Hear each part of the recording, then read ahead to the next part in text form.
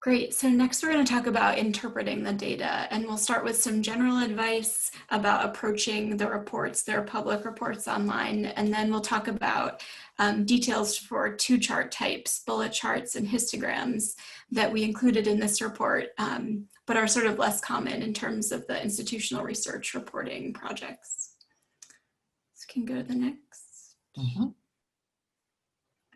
So when you approach a report, it's really important to start with a question, because even with a relatively short survey, there's so many ways you can slice and dice the data.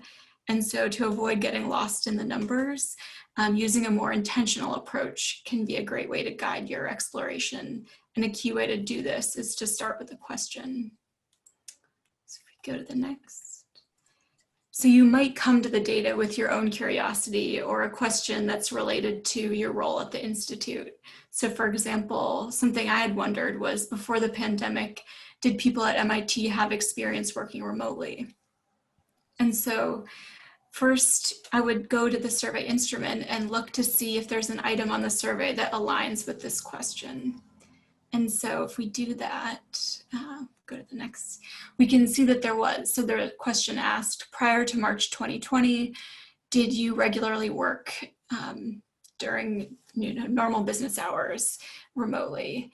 And this was a really high level question. It just asked yes, no, but it provided a basis for sort of any kind of experience working remotely. And so we were thinking, just for fun, we do a little poll to see what you thought the answer was among the MIT population. So Jason just launched the poll. It looks like the results are sort of split, everyone's sort of split between the options. But if we go to the next slide, we can see that about 1/3 of employees had at least some experience working remotely before the pandemic. And so this is a great example of how it's just really important. And part of thinking critically about this information is to come in with a hypothesis and sort of test that. And then you can think about sort of the gap between what the results showed and your intuition. And that can help you in your exploration. If we go to the next slide, you can use that question as a way to guide your path through the survey. So now that you have a sense of people's prior experience working remotely, you can follow related paths and look at related questions. So for example, you might, a follow-up question might wonder if people feel like they can work effectively when they work from home. And so that gives us the sense of a next question to look at.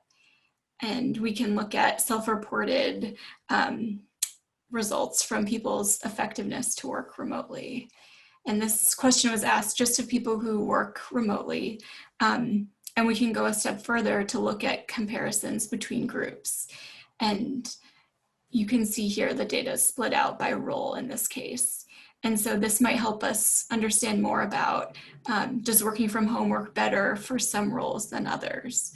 And we'd expect to see variation here because people at MIT do a really wide range of roles. And so you can see that for some groups, there's more teal and there's more orange for others. So here, the teal portions of the bar represent agreement with the statement that I can work more effectively when I work from home, compared to the orange is disagreement. So another way to look at this information is to look at responses over time. And so we can break out by survey. So here, the May survey versus the June survey. And this might help us think about, are people getting better at working from home, or do they feel like they're getting better at working from home as they have more experience doing it? And you can see from May to June, there is a slight shift in the bars with slightly more teal in June than in May. So these two charts are examples of stacked bar charts, and those are pretty common if you've looked at institutional research reports or just reports in general showing survey data. They're pretty common because they're a really simple way to show the breakdown of responses. But today we wanted to show two additional types. And so the first one is a bullet chart. And this is a type of bar chart that can be a really helpful way to look at two related pieces of information. And so the most common use case is in terms of comparing a goal value and an actual value. And Jason, if you can click one more time, you can see that for our project with this chart, we're using the two related values as the number of invitations and the number of responses. And so with this visualization, we're able to provide a more comprehensive description of project engagement. Rather than simply showing the response rate, you can see a more full picture of who the participants are made up of. So for example, at MIT, you can see that admin staff is the largest group in terms of respondents. And so you can tell that the population of respondents has a lot more admin staff compared to some other groups. So the next example, excuse me, is the histogram. And so the histogram example uses this survey question about where people worked during the last week, whether they worked at home or on site at MIT. And it takes specific values and puts those into buckets. So for this example, yeah, Jason, that's fine. You can show the next.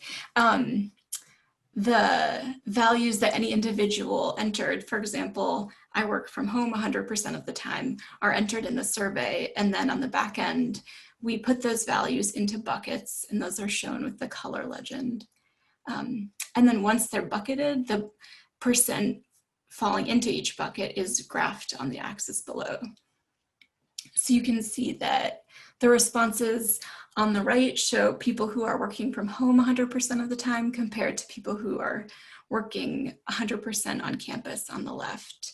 And we chose this type because we knew that, in March, almost everyone got shifted to working remotely. And over time, as the campus repopulates, we thought this would be a great way to show the repopulation of campus as the bars sort of distribute across the different buckets.